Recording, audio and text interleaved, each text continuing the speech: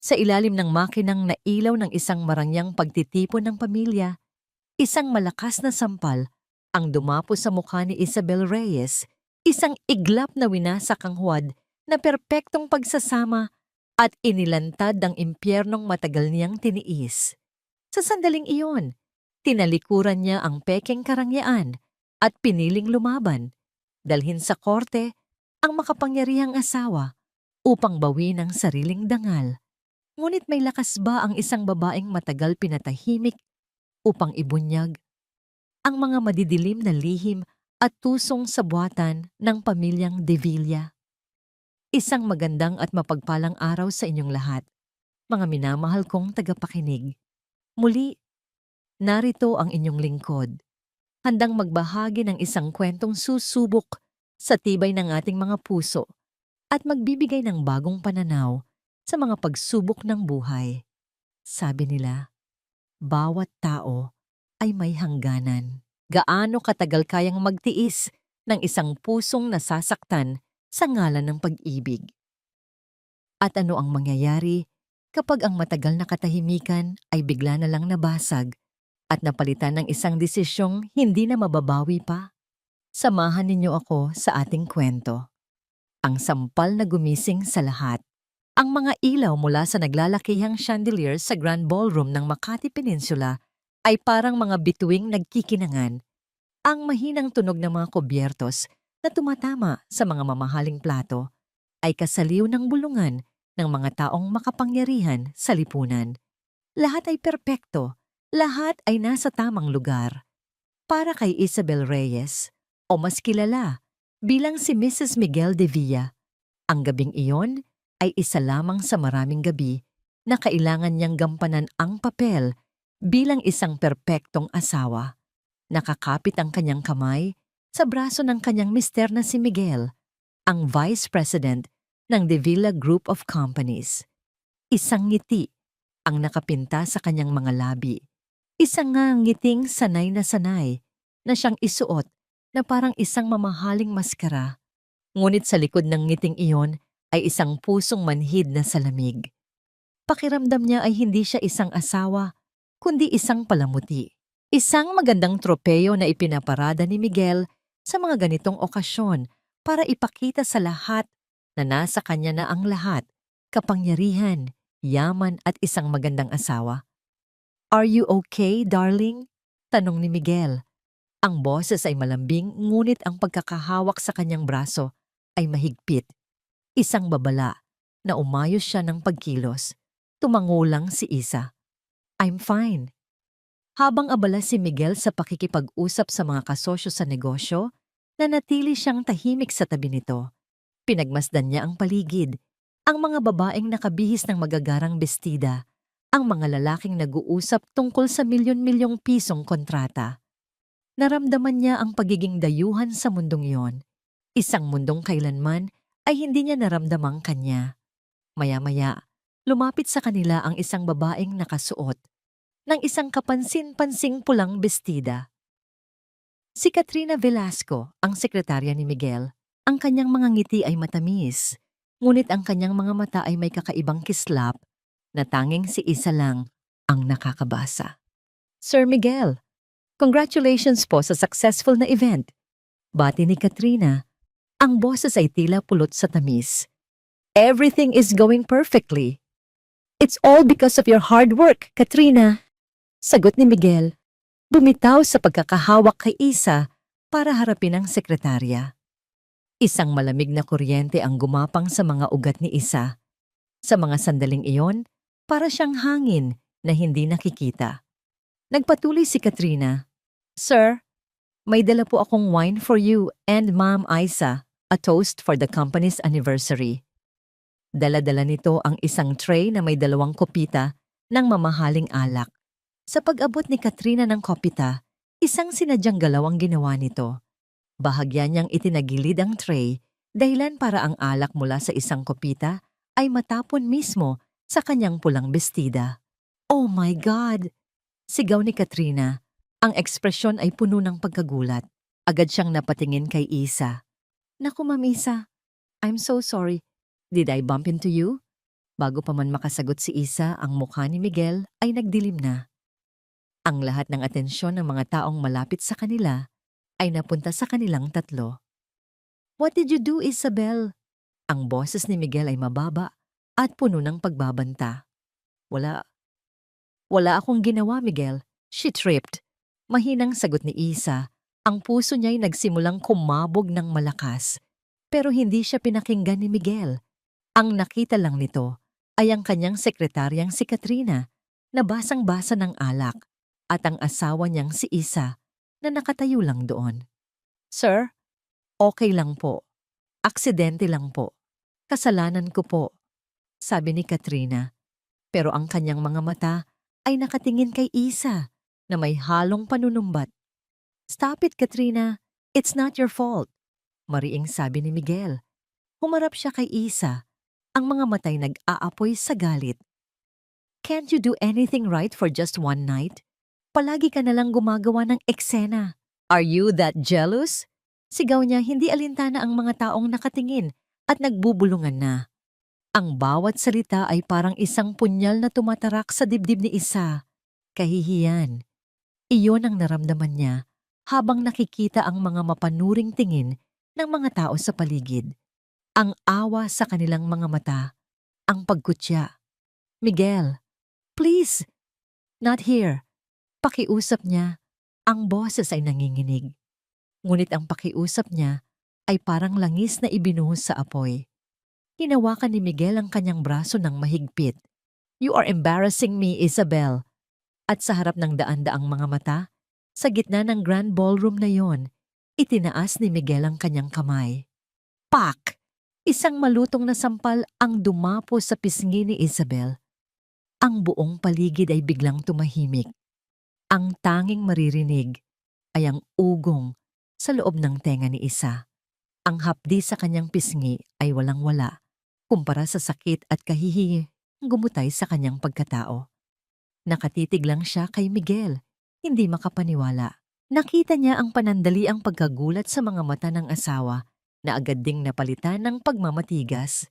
Sa gilid ng kanyang paningin, nakita niya ang isang munting ng ngiti ng tagumpay sa mga labi ni Katrina. Iyon na ang huling patak. Ang sampal na yon ay hindi lang dumapo sa kanyang mukha. Ginigising nito ang isang bagay sa loob niya na matagal nang natutulog, ang kanyang dignidad. Walang salitang lumabas sa kanyang bibig. Dahan-dahan niyang inalis ang pagkakahawak ni Miguel sa kanyang braso. Walang luha, walang emosyon. Tinalikuran niya ang lahat. Ang kanyang asawa, ang babae nito, ang mga mapanghusgang mata ng lipunan, at nagsimulang maglakad palayo. Bawat hakbang ay mabigat, ngunit bawat hakbang ay nagpapatatag sa kanyang desisyon. Pagdating sa kanilang mansyon sa Forbes Park, ang katahimikan ay sumalubong sa kanya. Ang malaki at malamig na bahay ay hindi kailanman naging isang tahanan. Isa lang itong ginintuang hawla. Dumiretso siya sa kanilang silid. Huminto siya sa harap ng isang malaking salamin. Doon, kitang-kita niya ang pamumula sa kanyang kaliwang pisngi. Ang marka ng kamay ni Miguel, ang marka ng pagtatapos ng lahat. Pero hindi na yon ang tinitingnan niya. Tinititigan niya ang babae sa salamin. Ang mga mata nito, na dati laging puno ng kalungkutan at pag-asa, ngayon ay blangko. Walang emosyon. Pagkatapos ng ilang sandali, isang kislap ang lumitaw. Hindi galit, hindi lungkot.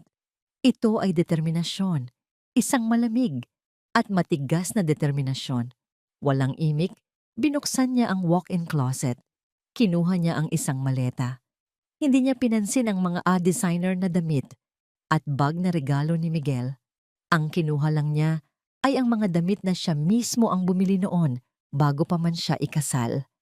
Ang mga gamit na nagpapaalala sa kanya kung sino siya bago siya naging si Mrs. De Villa. Pagkatapos niyang mag-impake, iniwan niya ang maleta sa tabi ng pinto. Kinuha niya ang kanyang wedding ring. Tinitigan ito sa huling pagkakataon at ipinatong sa ibabaw ng bedside table ni Miguel.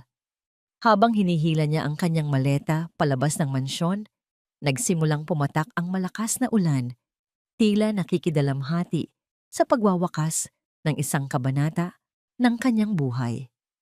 Ngunit para kay Isa, ang ulan ay tila isang paghuhugas, paglilinis ng lahat ng sakit, lahat ng luha, lahat ng mga taon na sinayang niya. Sumakay siya ng taxi, walang patutunguhan. Ang mahalaga, makalayo siya. Makalayo sa bahay na yon, sa lalaking yon, sa buhay na yon.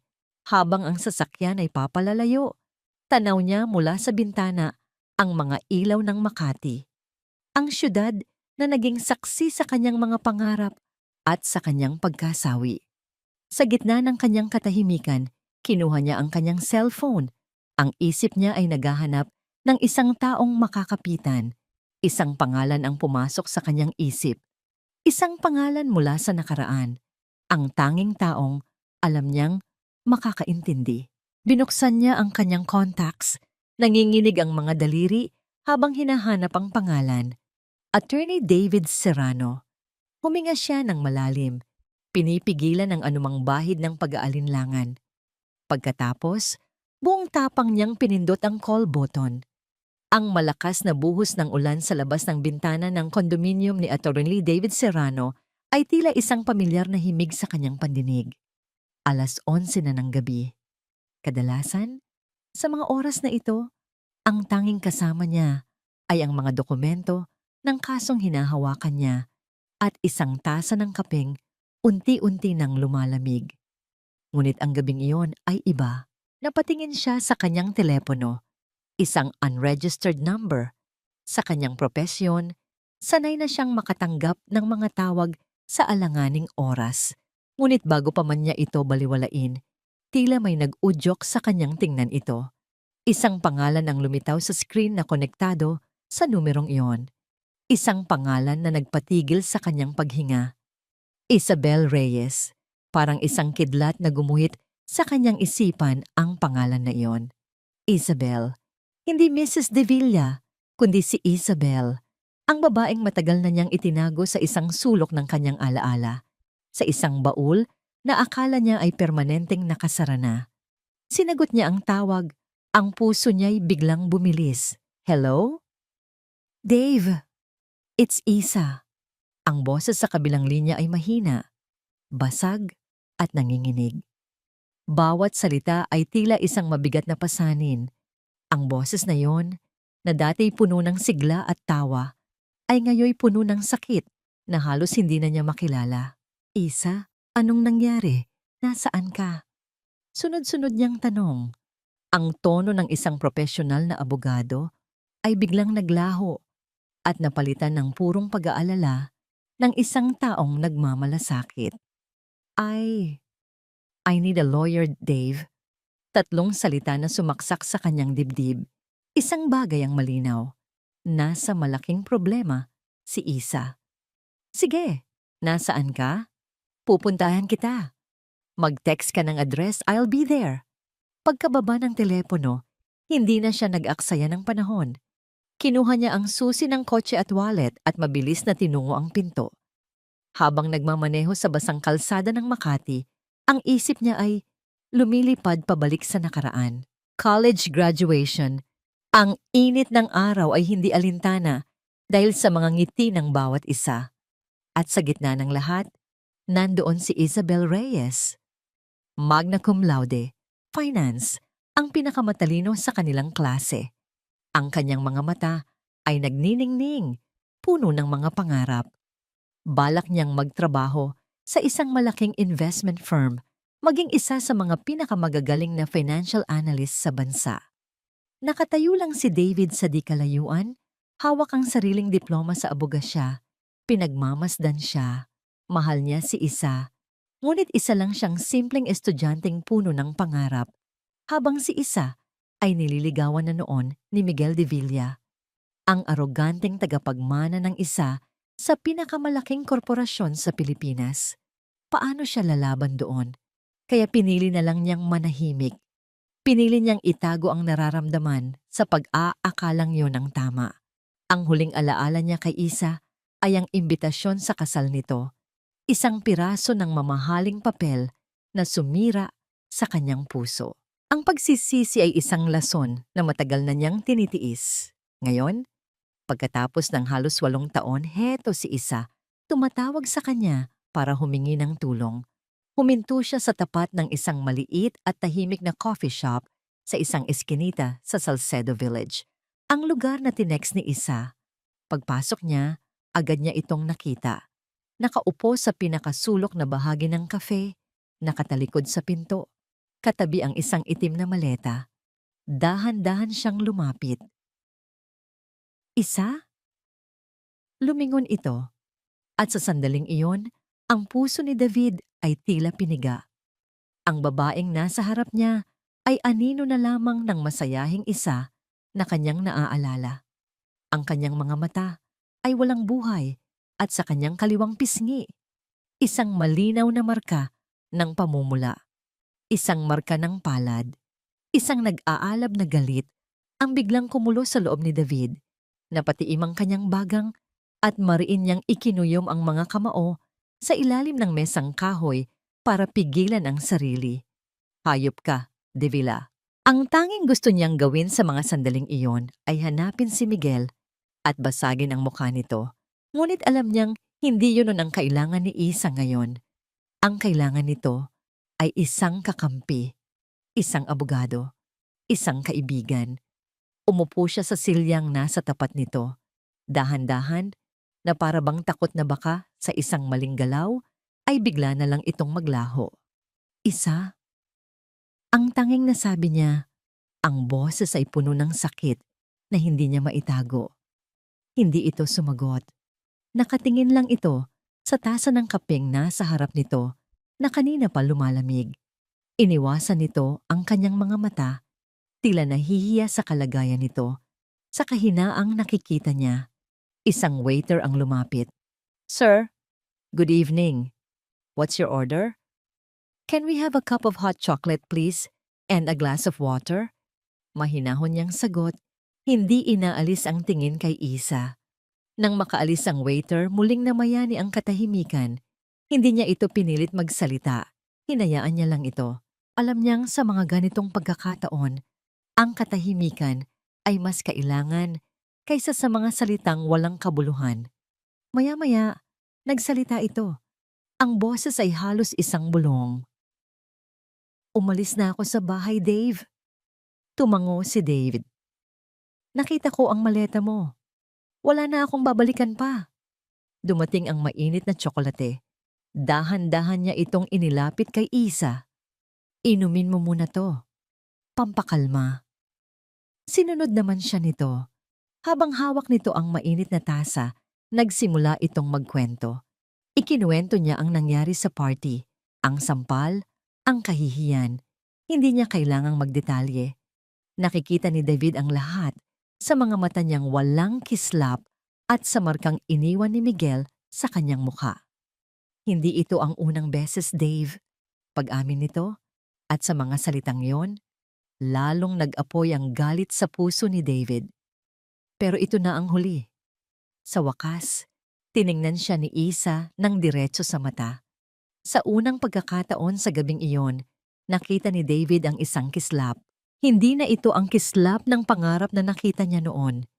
Ito ay kislap ng determinasyon. Isang determinasyong isinilang mula sa pinakamatinding sakit. I want to file for annulment or divorce. Kahit ano. I want to take back everything he took from me. My name, my dignity. Maring sabi ni Isa, ang bawat salita ay may bigat. Huminga ng malalim si David. Ngayon, ang nagsasalita sa kanya ay hindi na lang ang kaibigan. Ang nagsasalita na ay si Attorney Serrano. Mahirap ang laban na to, Isa. The De Villas are powerful. They will use their money and influence to crush you. They will try to destroy your reputation. I know, sagot ni Isa. Walang bakas ng takot. Handa na ako. Tinitigan ni David ang babaeng nasa harap niya. Hindi na ito ang biktimang nakita niya kanina. Isa na itong mandirigma. At sa sandaling iyon, lahat ng pag-aalinlangan sa isip niya ay naglaho. Ang pagsisisi ng nakaraan ay napalitan ng isang pangako para sa hinaharap. Kung ganoon, sabi ni David, ang boses ay matatag at puno ng kasiguraduhan. Hindi ka nag-iisa sa laban na to, Isa. Simula ngayon kasama mo na ako. We will fight them at sisiguraduhin nating mananalo tayo. Isang munting ngiti ang sumilay sa labi ni Isa. Isang nangiting pagod, ngunit puno ng pasasalamat at bagong pag-asa. Iyon lang ang kailangan ni David para malaman na nasa tama siyang landas. Samantala, sa mansyon ng mga Devilla, kararating lang ni Miguel. Bahagya siyang lasing, inis pa rin sa nangyari sa party. Inaasahan niyang dadatnan si Isa sa sala, naghihintay sa kanya, handa nang humingi ng tawad.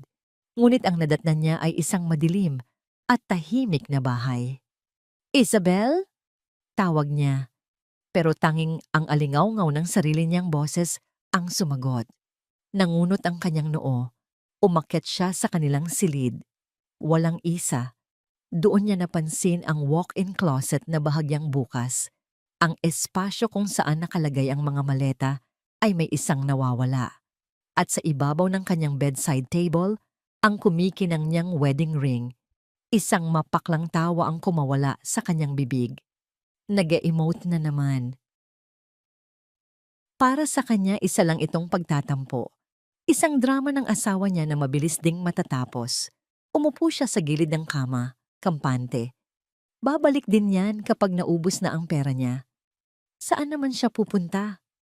Wala siyang trabaho, wala siyang kaibigan, wala siyang buhay sa labas ng anino ko. Kinuha niya ang kanyang laptop para tingnan ang ilang emails bago matulog.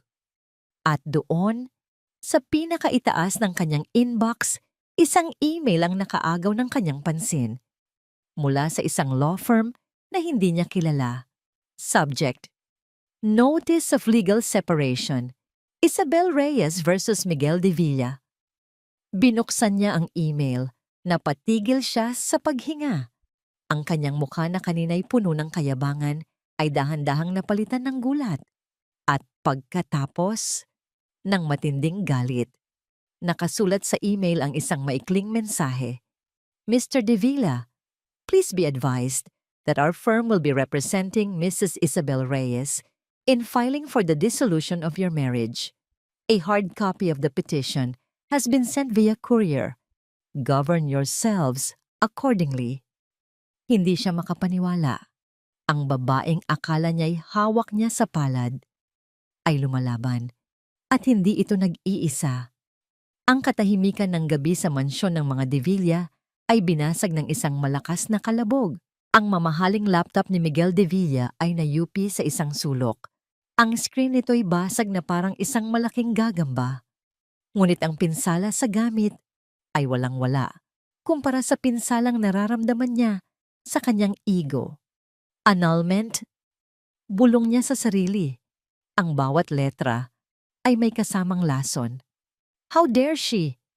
Hindi galit ang unang naramdaman niya, kundi pagka-insulto. Siya, si Miguel Devilla, ang iiwanan. Ang isang babaeng kinuha niya mula sa isang simpleng pamilya, binigyan ng karangyaan, at isinabit ang pangalan ng Devilla sa kanya, ay may lakas ng loob na talikuran siya. Ang ideyang iyon ay katawa-tawa, isang masamang biro.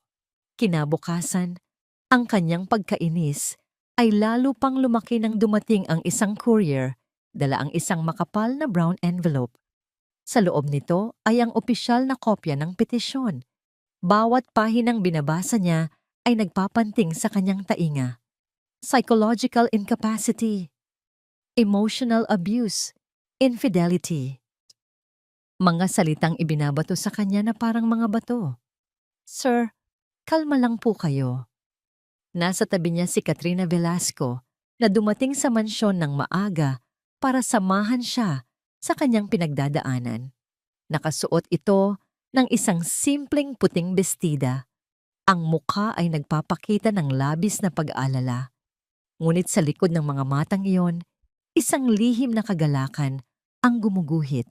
Ang lahat ay umaayon sa kanyang plano. Kalma? Paanong kakalma, Katrina? Sigaw ni Miguel.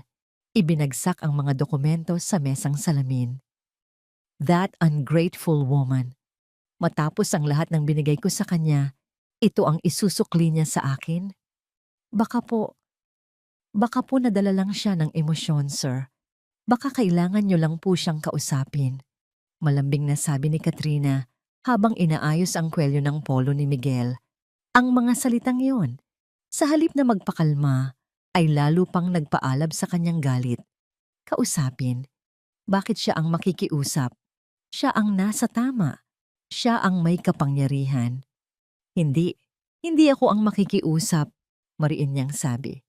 Ipapakita ko sa kanya kung sino ang kinakalaban niya at uunahin ko ang abogadong basurang yon. Ang Serrano Law Office ay isang maliit ngunit kagalang-galang na opisina sa Ortigas. Walang babala, walang appointment. Pumasok si Miguel na parang isang bagyo. Ang mga empleyado ay nagulat sa biglaang pagdating ng isang makapangyarihang tao. I'm looking for David Serrano. Anunsyo niya. Ang boses ay nangingibabaw sa tahimik na opisina. Isang babaeng nasa reception desk ang tumayo. Sir, do you have an appointment with Attorney Serrano? Hindi niya ito pinansin. Dire-diretso siyang naglakad patungo sa nag-iisang private office sa dulo at walang katok-katok na binuksan ang pinto. Nadatnan niya si David Serrano na nakaupo sa kanyang mesa, kalmadong nagbabasa ng mga dokumento. Nang makita siya, hindi ito nagulat. Tila inaasahan na nito ang kanyang pagdating. Dahan-dahan itong isinara ang folder na binabasa at itinuon ang atensyon sa kanya. Mr. De Villa, bati ni David. Ang boses ay professional at walang emosyon. To what do I owe this unexpected visit? Cut the crap, Serrano. Bagong ni Miguel, lumapit siya sa mesa at itinukod ang dalawang kamay dito. Magkano? Magkano ang kailangan mo para bitawan ang kasong ito at lumayo sa asawa ko? Isang bahagyang kapangiti ang sumilay sa labi ni David. My client's dignity is not for sale, Mr. De Villa. Don't play hero with me. Nanggigigil na sabi ni Miguel. Alam nating lahat na pera lang ang habol ninyo. Name your price. 10 million. 20? I can write you a check right now. Just convince Isabel to come back home and drop this nonsense. Hindi kumibo si David. Kinuha nito ang isang ballpen at nagsimulang paglaruan sa kanyang mga daliri. You think everything can be solved with money. Perhaps that's the root of your entire problem. Huwag mo akong pangaralan. Sigaw ni Miguel. Ang kanyang pagtitimpi ay tuluyan nang nawala. Hindi mo ba alam kung sino ako? Kung sino ang pamilya ko? Isang tawag ko lang Serrano. At yang lisensya mo, yang maliit mong opisina, lahat yan pwedeng maglaho na parang bula. Sa wakas tumayo si David. Magkasing tangkad lang sila. Ngunit sa mga sandaling iyon, tila mas matayog si David. Ang kalmado nitong presensya ay mas nakakatakot kaysa sa sumisigaw na pagbabanta ni Miguel. Go ahead, Mr. De Villa. Do your worst, mahinahong sabi ni David. But let me remind you of something. You are in my office. I am my client's legal counsel. Every threat you make is being noted. If you have nothing else constructive to say, the door is right there. We will see you in court. Natigilan si Miguel. Parang siyang bumangga sa isang pader na hindi niya kayang tibagin. Ang kapangyarihan at pera na palagi niyang inaasahan ay walang epekto sa taong nasa harap niya. Walang salitang lumabas sa kanyang bibig, tumalikod siya at padabog na lumabas ng opisina. Dala ang isang pagkatalong hindi niya matanggap. Pagkasakay niya sa kotse, ang telepono niya ay tumunog. Ang pangalan sa screen ay nagpatindig ng kanyang balahibo. Damian De Villa, ang kanyang ama, ang hari. Sinagot niya ito. Dad, I heard the news. Ang boses sa kabilang linya ay malamig na parang yelo. Walang bakas ng pag-aalala. Tanging autoridad. Is it true that Isabel filed for annulment? Yes, Dad. It's a stupid bluff. I'm handling it. Mabilis na sagot ni Miguel. Sinusubukang ipakita na kontrolado niya ang sitwasyon. handling it? By creating a scene at her lawyer's office? Miguel, your face is already on 3 gossip blogs. Are you an idiot? Napalunok si Miguel. Dad, Silence! Putol ng kanyang ama. I don't care about your petty marital problems. I don't care about your feelings. What I care about is the name of this family. A public messy annulment is bad for business. It makes us look weak. It makes you look incompetent. So what do you want me to do? Fix this, and fix this quietly, utos ni Damian. Offer her money, a generous settlement. Make her sign a non-disclosure agreement. I want this issue buried before the next stockholders meeting. Do you understand? Yes, Dad. Don't disappoint me again, Miguel. Ibinaba ni Miguel ang telepono. Ang kanyang mukha ay namumutla. Ang galit niya kanina ay napalitan ng takot. Takot sa kanyang ama. Ngunit ang takot na yon ay mabilis na naging isang mas malalim na galit na nakatuon sa iisang tao. Si Isabel, siya ang may kasalanan ng lahat ng ito. Kinuha niyang muli ang telepono, ngunit ibang numero na ang kanyang tinawagan. Ang personal banker niya. Rico, bungad niya nang sagutin ang tawag. It's Miguel de Villa. I have an instruction for you. I want you to freeze all accounts and supplementary credit cards under the name of Isabel Reyes. Yes, all of them. Effective immediately. I don't want her to be able to withdraw a single centavo. Isang ngiting demonyo ang gumuhit sa kanyang mga labi. Let's see how you fight a war with no bullets, Isabel. Let's see how long your new hero can support you. Sa isang maliit na apartment na pansamantalang tinutuluyan ni Isa, kasama niya si David, pinag-aaralan ang kanilang mga susunod na hakbang. They will attack your character, Isa. We need to be prepared. Paliwanag ni David. Tumango si Isa. Ang determinasyon sa kanyang mga mata ay hindi kumukupas. I am prepared. Kinuha niya ang kanyang wallet para kumuha sana ng pera pambili ng kape nang biglang mag-vibrate ang kanyang cellphone. Isang text message mula sa bangko. Binuksan niya ito at habang binabasa ang mga salita, dahan-dahang nawala ang kulay sa kanyang mukha. Dear valued client, please be advised that your savings account and all associated credit cards have been temporarily frozen as per the primary account holder's request. For inquiries, please visit your branch of account. Thank you. Napatingin siya kay David. Ang kanyang mga kamay ay nagsimulang manginig. Ang unang tunay na bala ng digmaan ay pinakawalan na at ito ay tumama ng diretso sa kanyang puso. Ang mga salita sa text message ay tila mga anay na unti-unting kumakain sa sahig na kinatatayuan ni Isabel. Frozen, ang lahat ng pinag-ipunan niya mula sa maliit na allowance na ibinibigay ni Miguel. Ang perang akala niya ay sa kanya, ay bigla na lang naglaho. Ang cellphone sa kanyang kamay ay biglang bumigat. Ang hangin sa loob ng maliit na apartment ay tila biglang kumapal. Humirap, huminga. Ito ang unang ganti ni Miguel. Isang ganting hindi gumagamit ng kamay, kundi ng kapangyarihan. Isang paalala na sa mundong ginagalawan nito, ang pera ang nagpapatakbo sa lahat. Nakita ni David ang biglaang pamumutla sa mukha ni Isa. Anong nangyari? Hindi ito sumagot. Ipinakita na lang niya ang screen ng telepono. Binasa ito ni David at ang kaninang kalmado niyang ekspresyon ay napalitan ng isang malamig na galit. Walang hiya siya.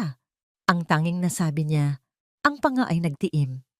Ginawa niya to para lumpuhin ka, para pilitin kang bumalik sa kanya. Inaasahan na nila ito, pero iba pa rin pala kapag nangyari na. Ang bigat, ang sakit, ang pakiramdam na wala kang kapangyarihan. Isa, sabi ni David, ang boses ay malumanay, ngunit puno ng sinseridad.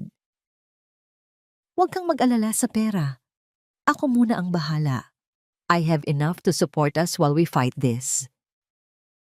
Umiling si Isa, ang mga matay nakatuon sa kawalan. Pagkatapos ng ilang sandali, tiningnan niya si David. Ang panginginig ng kanyang mga kamay ay huminto.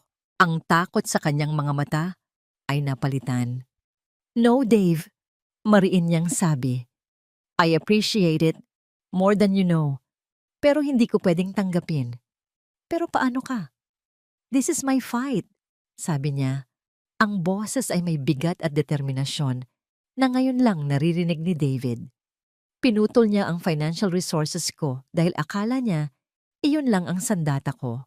Akala niya kapag wala akong pera, wala na akong halaga.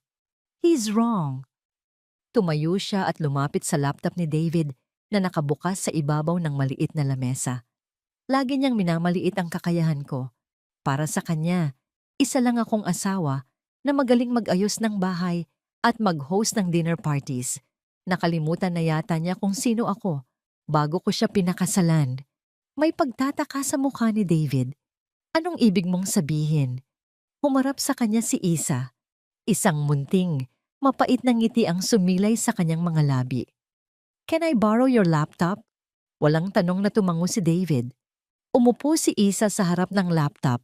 Ang postura niya ay nagbago. Ang dating balikat na laging nakayuko dahil sa bigat ng problema ay ngayon ay tuwid. Ang kanyang mga daliri na kanina'y nanginginig ay ngayon ay mabilis at tiyak na nagtatype sa keyboard. Binuksan niya ang isang browser, nag-log in sa isang lumang email account na halos hindi na niya ginagamit.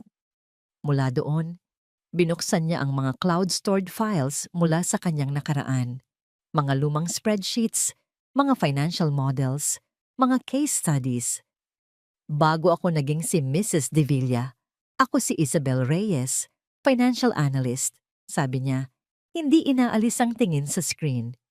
My job was to look for patterns, to find anomalies in numbers that other people miss, to see the story behind the spreadsheets.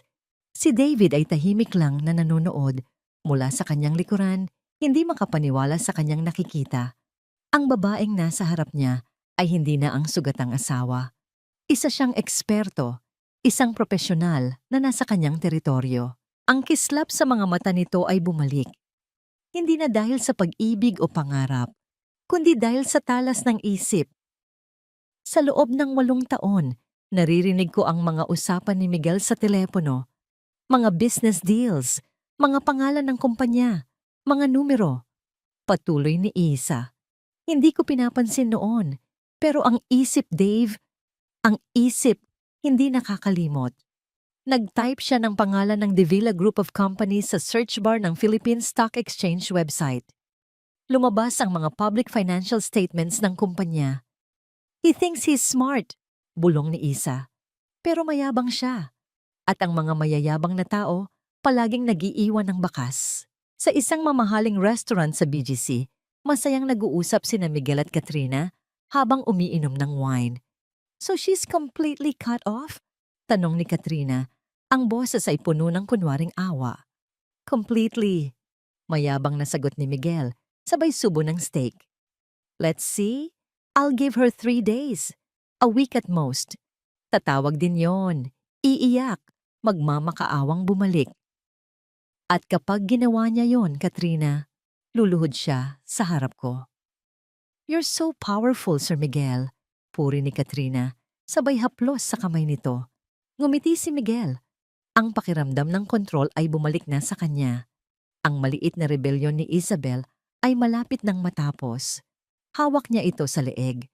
O yon ang akala niya. Mag-aalas 2 na ng madaling araw.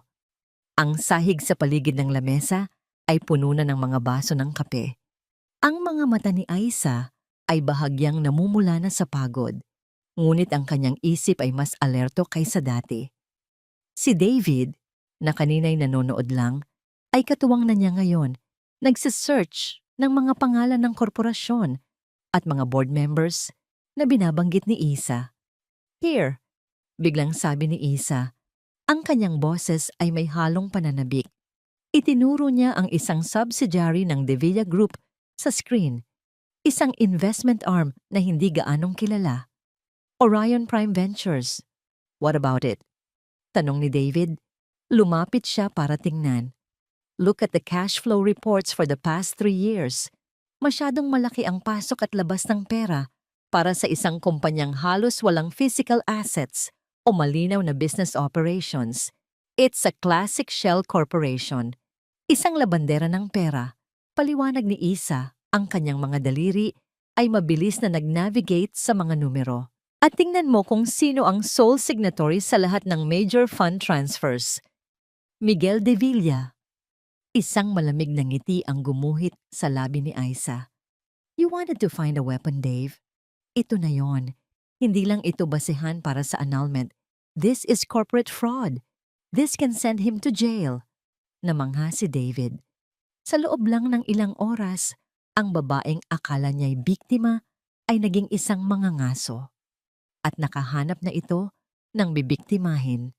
Habang pinag-aaralan nilang dalawa ang mga dokumento, isang notification ang biglang lumitaw sa screen ng laptop. Isang bagong email. Ang sender, no one. Ang subject, a gift. Nagkatinginan sila ni David. May pag-aalinlangan pero binuksan ni David ang email. Ang laman nito ay maikli lang. Password, pagbangon, use this well. Sa ilalim ng text, may isang naka-attach na .zip file at isang maliit na imahe. Isang simple ngunit eleganteng digital drawing. Isang itim na paru-paro. Mabilis na na-download ni David ang file at inilagay ang password. Bumukas ang isang folder na naglalaman ng iisang dokumento. Isang scanned copy ng isang bank statement mula sa isang bangko sa Cayman Islands. Ang pangalan sa account, Orion Prime Ventures.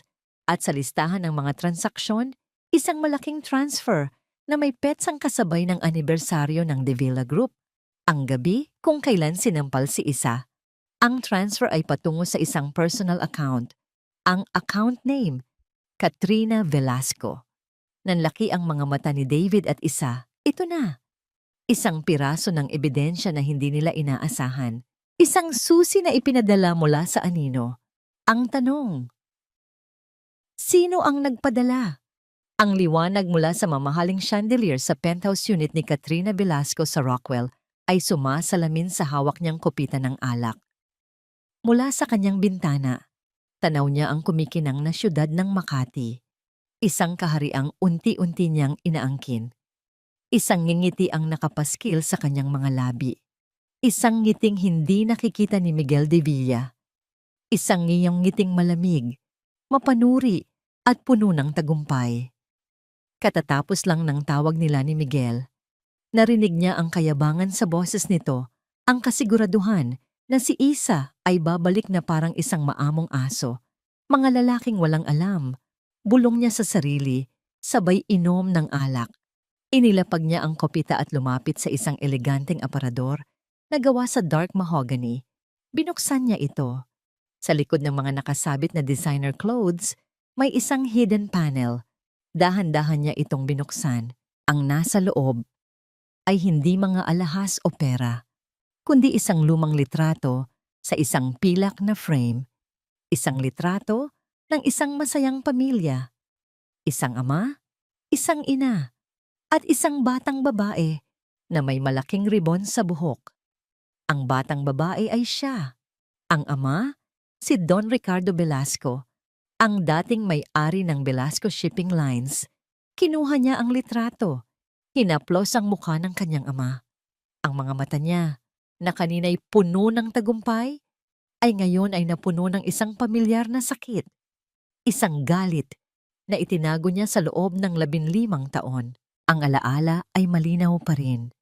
Siya ay 10 taong gulang, nakatayo sa labas ng opisina ng kanyang ama. Naririnig niya ang sigawan sa loob.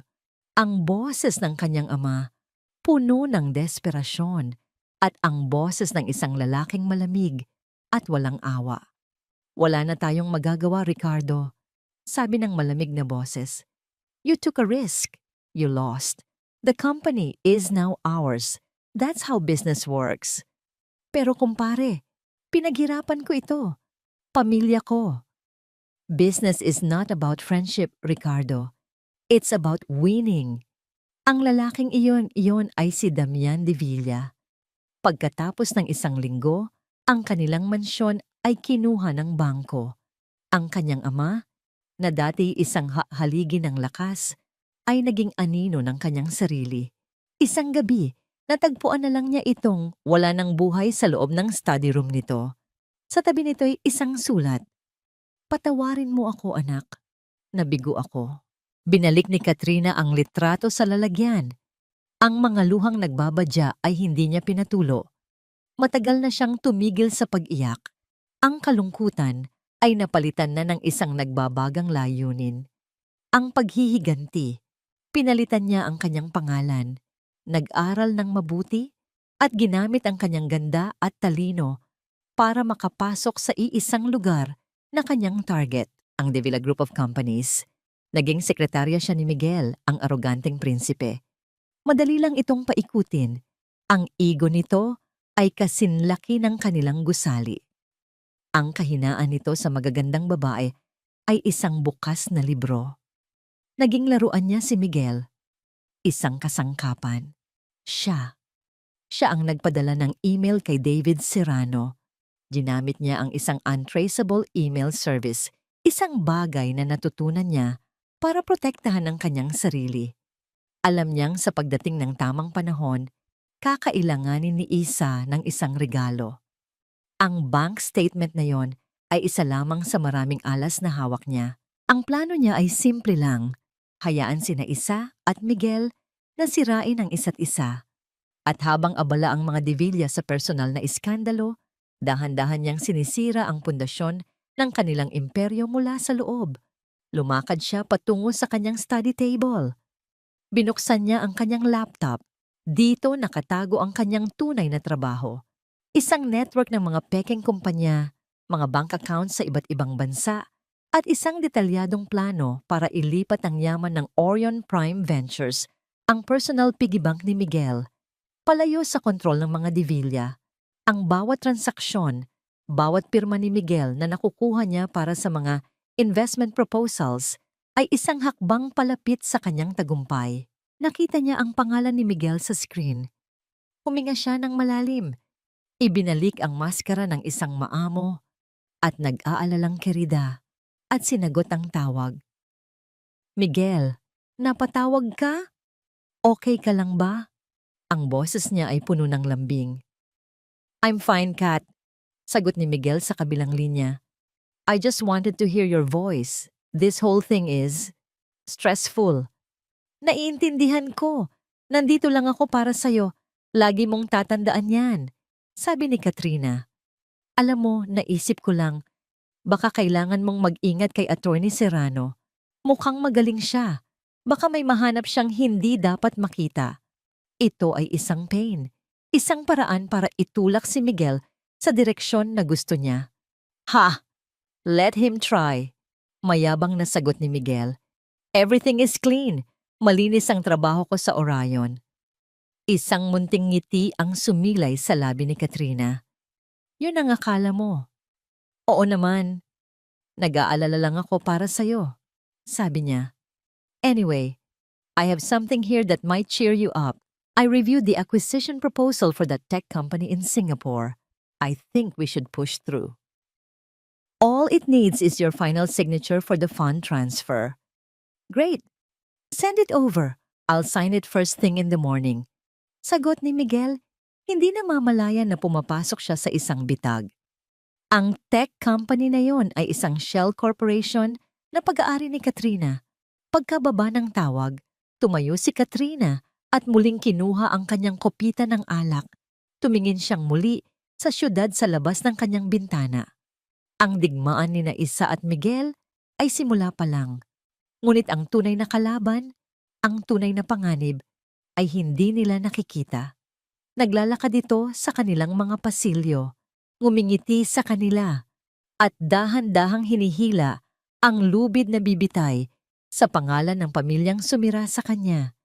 Kinuha niya ang kanyang telepono at nag-type ng isang mensahe sa isang encrypted app. Isang mensahe para sa isang kasabwat na matagal na niyang pinagkakatiwalaan. "The prince is ready to sign. Prepare for phase 2.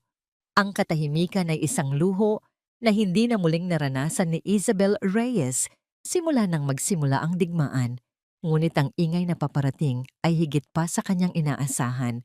Nagsimula ito sa isang online article, isang maliit na gossip blog na kilala sa paglalathala ng mga kontrobersyal na kwento tungkol sa mga mayayaman at sikat. De Villa Harris files for annulment. Is a third party involved? Iyon ang headline. Sa una, binaliwala ito ni Isa at David. Inaasahan na nila ang ganitong uri ng atake. Ngunit ang isang maliit na alon ay mabilis na naging isang dambuhalang tsunami. Kinabukasan ang kwento ay nasa front page na ng isang malaking tabloid. Ngayon, may kasama na itong mga litrato. Mga litratong kuha mula sa malayo, malabo. Ngunit sadyang pinili para magkwento ng kasinungalingan. Isang litrato ni Isa nakausap si David sa labas ng coffee shop nung unang gabi. Ang anggulo ng kuha ay nagpapakita na sila'y sobrang lapit sa isa't isa. Tila may ibinubulong na matamis na sekreto. Isa pang litrato ay kuha sa labas ng apartment na tinutuluyan ni Isa. Si David, papasok sa gusali sa gabi, at isa pang kuha na papalabas naman sa umaga. Ang naratibo ay malinaw at nakalalason. Si Isabel de Villa, ang asawang walang utang na loob, ay matagal nang may relasyon sa kanyang abogado. Ang pag-file ng annulment ay isa lamang palusot para makuha ang pera ng mga de Villa at tuluyan ng sumama sa kanyang kalaguyo. Ang cellphone ni Isa ay hindi tumigil sa pag-vibrate. Ang kanyang mga social media accounts na dati tahimik ay biglang binahan ng mga komento. Gold digger! How dare you cheat on Sir Miguel? Witch! Sana makarma ka! Bawat salita ay isang matulis na bubog na tumutusok sa kanyang pagkatao. Ang mga kaibigan niya noon sa alta sosyedad na dating nakikipagnitian sa kanya ay ngayon ay nagsishare ng mga articles, nilalagyan pa ng mga mapanghusgang komento. Ang pinakamasakit ay ang tawag mula sa sarili niyang ina. Anak, Isa, totoo ba ang mga nababasa ko? Ang boses ng kanyang ina ay puno ng pag-aalala at kahihiyan. Pinag-uusapan ka na ng mga kapitbahay. Nakakahiya, anak. Ano ba itong pinasok mo? Baka naman pwede mo pang ayusin to. Kausapin mo si Miguel. Ma, hindi totoo yan. Gawa-gawa lang nila yan. Sagot ni Isa. Pinipigilan ang panginginig ng kanyang boses.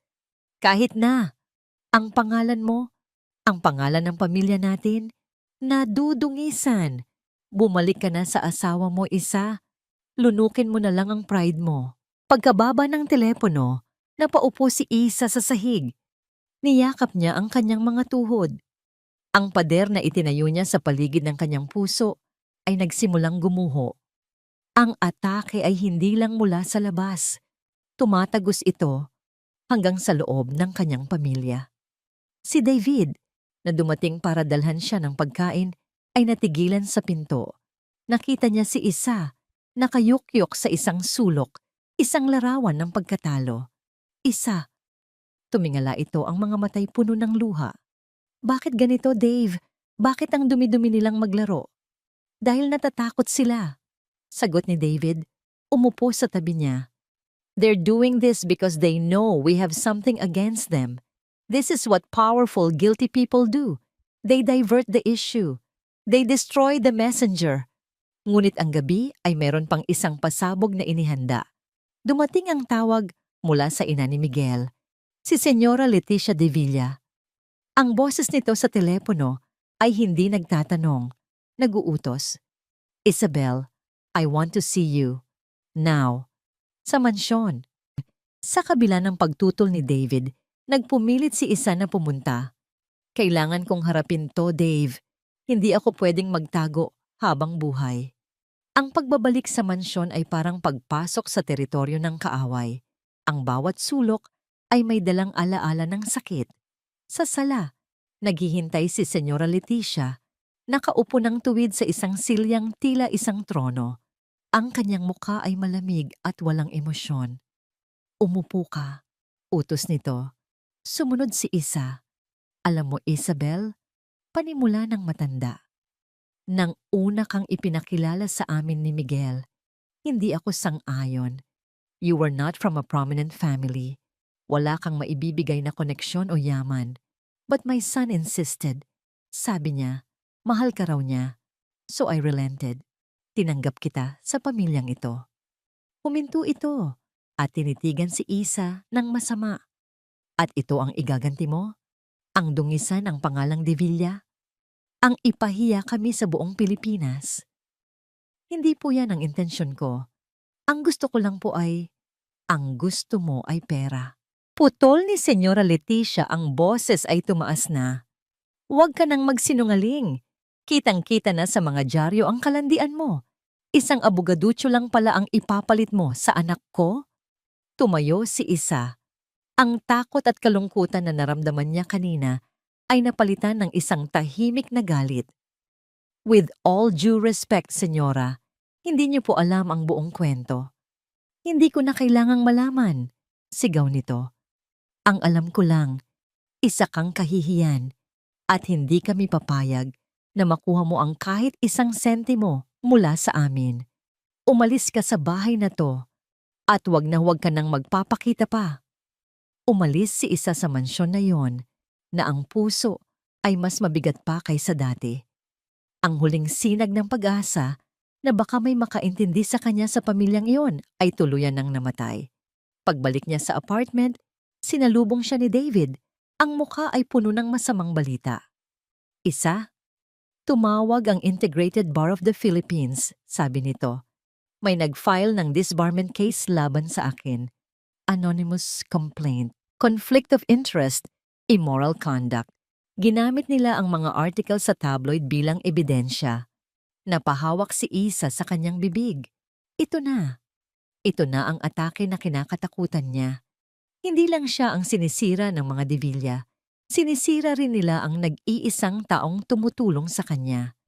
This is my fault, Dave. Bulong niya. Ang pakiramdam ng pagkakasala ay parang isang lason na kumakalat sa kanyang buong katawan. No, it's not. Mariing sabi ni David, hinawakan ng kanyang mga balikat. Pakana nila to. Huwag na huwag mong sisisihin ang sarili mo. Ngunit ang mga salita ni David ay hindi na tumatagos. Ang bigat ng lahat ay bumagsak sa kanya. Ang panggigipit mula sa media, ang pagtalikod ng pamilya, ang pagkasira ng reputasyon, at ngayon, ang panganib na mawalan ng lisensya si David. Napatingin siya sa paligid ng maliit na apartment. Pakiramdam niya ay nagsasara ang mga pader. Wala siyang pera. Wala siyang kakampi. Ang pangalan niya ay basura na sa mata ng publiko. Ang nag-iisang abogado niya ay nasa bingit ng kapahamakan. Tinalo na siya. Natalo na siya bago pa man magsimula ang tunay na laban sa korte. Ang bigat ng mundo ay nasa mga balikat ni Attorney David Serrano. Ang banta ng disbarment ay parang isang madilim na ulap na nakabitin sa ibabaw ng kanyang ulo. Ang kasong ito ay hindi lang isang kaso. Ito ang buong karir niya, ang pangalan na pinaghirapan niyang itaguyod, ang lahat ng kanyang pangarap. Nasa opisina siya, 10:00 na ng gabi. Nakakalat sa kanyang mesa ang mga dokumento tungkol sa anonymous complaint laban sa kanya. Ang bawat aligasyon ay walang basihan, puro paninira. Ngunit alam niyang sa larong ito, ang perception ay mas malakas kaysa sa katotohanan. Ang pamilya De Villa ay hindi lang siya nilalabanan sa korte. Nilalabanan siya nito sa korte ng opinyon ng publiko. Isang text message mula kay Isa. Dave, I'm sorry. Sobrang sorry. I think I should stop. Hindi ko kayang isama ka pa dito. Itigil na natin to. Nang mabasa niya ang mensahe, isang kirot ang naramdaman niya sa kanyang dibdib. Hindi dahil sa takot na matalo sa kaso, kundi dahil sa sakit na nararamdaman ni Isa. Sumusuko na ito. At sino ang magkakamali sa kanya? Ang digmaang ito ay masyadong mabigat para sa isang tao lang. Hindi siya nag-reply. Tumayo siya. Kinuha ang susi ng kotse at nagmaneho papunta sa apartment ni Isa. Kailangan niya itong makita. Kailangan niyang sabihin dito ng harapan ang mga salitang hindi kayang ipadama ng text message. Nadatnan niya si Isa na nakaupo sa dilim. Ang tanging liwanag ay mula sa bintana na nagpapakita ng mga ilaw ng syudad. Ang maleta nito ay nasa tabi na naman ng pinto. Nakaempake na. Aalis ka? Tanong ni David. Ang boses ay mahinahon. Hindi lumingon si Isa. Wala nang dahilan para magstay. Talo na tayo, Dave. Sinira na nila ako. At ngayon, ikaw naman ang sinisira nila. Hindi tama to. Hindi ko to kayang dalhin sa konsensya ko. Lumapit si David.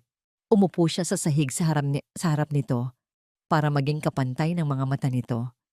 Tumingin ka sa akin, Isa. Dahan-dahan, itinaas ni Isa ang kanyang mukha. Ang kanyang mga mata ay namumugto, walang buhay. Listen to me, mariing sabi ni David. When I took this case, alam ko na kung ano ang papasukin ko. Alam kong hindi ito magiging madali. Alam kong gagamitin nila ang lahat ng kapangyarihan nila para durugin tayo. I was prepared for that. Pero hindi para masira ang karir mo, giit ni Isa. Dave, ito ang buhay mo. You're wrong, malumanay na sagot ni David. Ang pagiging abogado, trabaho ko lang to. Hindi ito ang buong buhay ko. Isang katahimikan ang namayani sa pagitan nila. Isang katahimikang puno ng mga non-said words. Alam mo ba kung anong pinagsisihan ko sa buong buhay ko, Isa? Biglang tanong ni David. Noong college tayo, noong nakita kong nililigawan ka ni Miguel de Villa. Nakita ko na hindi ka masaya. Nakita ko sa mga mata mo. Pero wala akong ginawa. Naduduwag ako. Akala ko, sino ba naman ako para labanan ng isang de Villa? Huminga siya ng malalim. Ito na ang sandaling matagal na niyang kinikimkim. Pinabayaan kitang mapunta sa kanya. Pinabayaan kitang malugmok sa sitwasyon na to. At iyon ang kasalanang hindi ko mapapatawad sa sarili ko. Kaya nang tumawag ka sa akin nung gabing iyon, para akong nabigyan ng pangalawang pagkakataon. Isang pagkakataon para itama ang pagkakamali ko. Isang pagkakataon para sa wakas, ipaglaban ka. Hinawakan niya ang mga kamay ni Isa. Malamig ang mga ito. Kaya huwag mong isipin na ginagawa ko to dahil lang sa trabaho. I'm not doing this for justice, Isa. I'm doing this for you. Tinitigan niya ito ng diretso sa mga mata. Ang lahat ng emosyon na tinago niya ng maraming taon ay malaya nang nakikita. I never regretted helping you, Isa. Noon pa man. Sa mga salitang yun, isang luha ang pumatak mula sa mga mata ni Isa. Ngunit hindi na ito luha ng kalungkutan. Ito ay luha ng pagkaantig. Sa gitna ng kadiliman, sa gitna ng pag-iisa, may isang taong nananatili sa tabi niya. Isang taong handang isugal ang lahat para sa kanya. Dave. Ang tanging nasabi niya, hindi na niya napigilan ang sarili. Niyakap niya si David ng mahigpit. Isang yakap ng pasasalamat, isang yakap ng paghingi ng lakas. Gumaan ang pakiramdam sa kanyang dibdib. Sa unang pagkakataon sa loob ng maraming araw, naramdaman niyang hindi siya nag-iisa. Hindi tayo susuko, bulong ni David habang yakap siya. Lalabanan natin to, magkasama. Bumitaw sila sa pagkakayakap, ngunit ang mga kamay nila ay nanatiling magkahawak. Isang bagong koneksyon ang nabuo sa pagitan nila. Higit pa sa abogado at kliyente. Higit pa sa magkaibigan.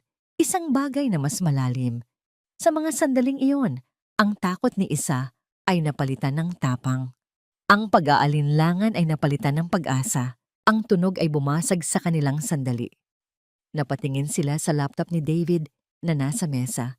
Isang email. Lumapit si David para tingnan ito. Mula ito sa kanyang assistant na si Jenny.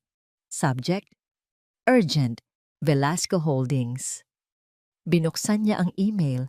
Ito ay isang report mula sa isang private investigator na inupahan ni David para alamin ang background ng misteryosong nagpadala ng ebidensya. Isa, tingnan mo to, tawag ni David. Lumapit si Isa. Binasa nila ng sabayang report. Sir David, following your instructions, we ran a deep background check on the anonymous sender's possible connections.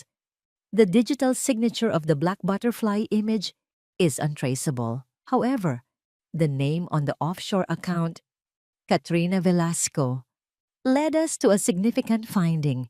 Velasco is not her original surname. She was born Katrina Sandoval. Her father was Ricardo Sandoval, the former owner of Sandoval Shipping Lines, which went bankrupt 15 years ago after a hostile takeover. The company that initiated the takeover was the De Villa Group, led by Damian De Villa. Nagkatinginan sina Isa at David. Ang kanilang mga mata ay nanlalaki sa pagkabigla. Ang mga piraso ng puzzle ay biglang nagkabit-kabit. Katrina Velasco. Hindi lang siya kerida, ang itim na paru-paro. Hindi lang ito isang simbolo. Ang ebidensya, hindi lang ito isang regalo. Ito ay isang mensahe. My God, bulong ni Isa. All this time, we were looking at the wrong enemy. Ang digmaan ay hindi lang pala sa pagitan nilang dalawa ni Miguel. May isa pang manlalaro. Isang manlalaro na nasa anino, mas matalino, at may mas malalim na dahilan para sirain ang mga De Villa. At sa hindi malamang dahilan, pinili nitong tulungan sila. Ang revelasyon tungkol kay Katrina ay isang bomba na sumabog sa gitna ng digmaan. Ngunit sa halip na magbigay ng kalinawan, nagdulot ito ng mas matinding kalituhan at panganib. Kung si Katrina ay may sariling agenda laban sa mga De Villa, nangangahulugan lang ito na sila ni David ay nasa gitna ng apoy na hindi nila kontrolado. Habang sinusubukan nilang iproseso ang bagong impormasyon, ang pamilya De Villa sa pamumuno ni Damian ay naghahanda na ng kanilang pangwakas na pag-atake. Naramdaman ni Miguel De Villa na nauubusan na siya ng pasensya. Ang pag-atake sa media at ang kaso laban kay Serrano ay hindi sapat para pilitin si Isa na sumuko. Ang pagmamatigas ng kanyang asawa ay isang personal na insulto. At sa tulak ni Katrina, na patuloy na bumubulong ng lason sa kanyang tainga, nagpasya siyang gawin ang isang bagay na hindi na mababawi pa. Isang umaga, nagising si Isa sa sunod-sunod na pamilyar na tunog. Pagbukas niya ng kanyang telepono, ang kanyang mundo ay gumuho. Nakalathala sa lahat ng malalaking entertainment at news websites ang isang bagong serye ng mga litrato. Ang mga ito ay hindi na malabo o kuha sa malayo. Ang mga ito ay malinaw at pribado. Isang litrato niya na nakasuot lang ng bathrobe habang umiinom ng kape sa balkonahe ng dati nilang mansyon. Ang caption, ang inosenteng asawa, naghihintay. Isa pang litrato niya na kasama ang isang pinsan niyang lalaki sa isang family gathering noon. Ang pinsan niya ay nakaakbay sa kanya habang sila'y tumatawa. Ngunit ang anggulo at ang pag-crop sa litrato ay nagmukha itong isang malisyosong yakap. Ang caption, sino ang lalaking ito? Isa pa bang sekreto, Mrs. De Villa? Ang pinakamasakit sa lahat ay isang litratong kuha sa loob mismo ng dati nilang kwarto. Siya, bagong gising, nakahiga sa kama, nakasuot ng isang simpleng nightgown, isang pribadong sandali na ninakaw, at ngayon ay ibinabalandra sa buong mundo para pagpiestahan. Ang caption, ganito ba ang isang biktimang asawa? Ang bawat litrato ay isang sampal, isang paglapastangan, isang pagyurak sa kanyang pagkababae. Ang mga ito ay hindi litratong nagpapatunay ng pagtataksil, pero hindi yon ang layunin. Ang layunin ay ipahiya siya. Hubaran siya ng dignidad sa harap ng lahat. Nabitawan ni Isa ang kanyang cellphone na para siyang napaso. Ang kanyang paghinga ay naging mabilis at mababaw. Pakiramdam niya ay nasusuki siya. Ang kanyang katawan, ang kanyang mga pribadong sandali ay ginawang isang pampublikong sirko. Sa gitna ng kanyang pagkataranta, tumawag si David. Isa, nakita mo na ba? Ang boses ni David ay puno ng galit na hindi maitago. That bastard! He crossed the line. Dave, anong gagawin ko? Umiiyak na tanong ni Isa. Ang mga litrato, kuha yan sa loob ng bahay. Siya ang kumuha niyan. Ang realisasyon ay isa pang sampal. Ang mga pribadong sandaling akala niya ay sa kanilang dalawa lang, ay naging mga bala pala na itinago ni Miguel para gamitin laban sa kanya. Isa, calm down. This is illegal. Pwede natin siyang kasuhan ng... Bago pa matapos ni David ang sasabihin, isa pang tawag ang pumasok sa linya ni Isa. Isang numero na hindi niya kilala. Dahil sa gulat, hindi niya sinasadyang masagot ito. Hello? Isabel? Ang boses ay pamilyar. Isang boses na nagbigay sa kanya ng pag-asa noon. Si Mr. Reyes, ang matandang accountant na naging pangunahing testigo nila tungkol sa mga financial anomalies ng Orion Prime Ventures. Mr. Reyes, napatawag po kayo? Hija, ang boses ng matanda sa kabilang linya ay mababa at puno ng takot. Pasensya ka na. Hindi ko na kayang tumuloy. Hindi ko na kayang tumestigo. Po? Ano po ang ibig niyong sabihin? May mga lalaking dumalaw sa bahay ko kaninang umaga. Hindi sila nagpakilala, pero malinaw ang mensahe nila. Nanginginig ang boses ng matanda. Pinakitaan nila ako ng mga litrato ng mga apo ko na naglalaro sa parke. Sinabi nila, kung hindi ako mananahimik, baka raw may aksidenteng mangyari sa kanila. Patawarin mo ako, Hija.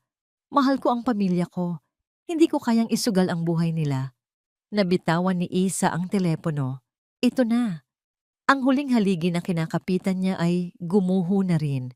Ang kanilang pinakamalakas na ebidensya laban sa pandarayan ni Miguel, ang testimonya ng isang eyewitness, ay nawala na. Ang kredibilidad niya sa publiko ay dinurog na ng mga pribadong litrato. Ang kanyang abogado ay nahaharap sa disbarment. Wala nang natira. Lahat ay nawala. Lahat ay nawala. Ang mga salitang iyon ay umalingaw-ngaw sa kanyang isip.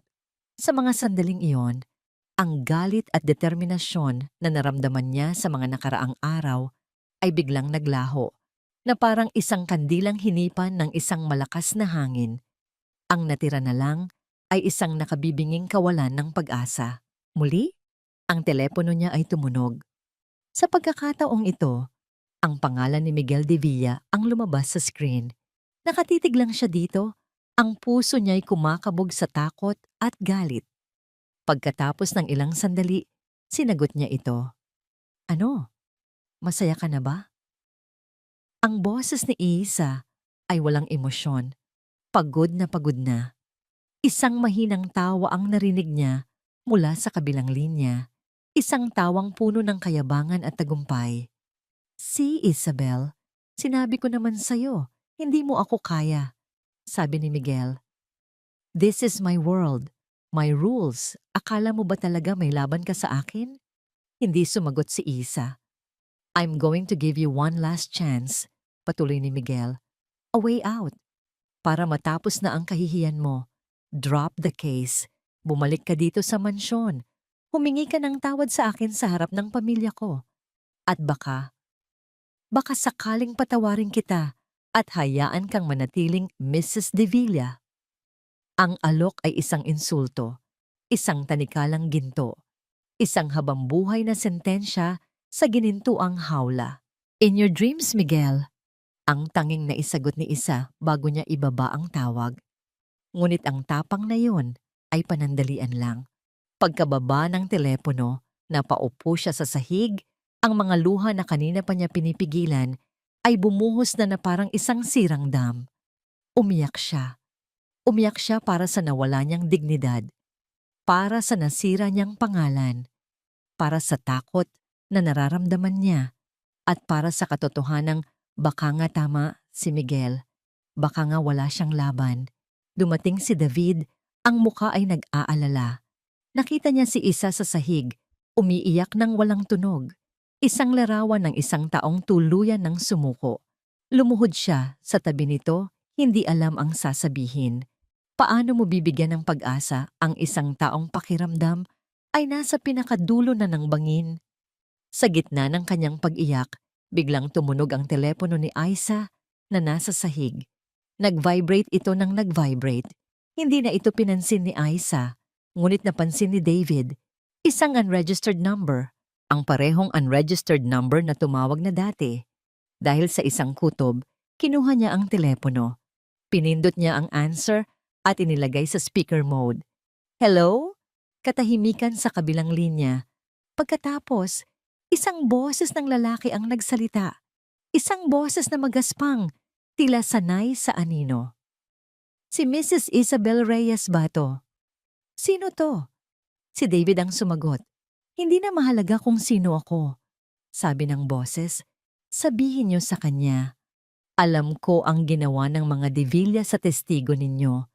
Alam ko rin kung paano nila sinisira ang pangalan niya.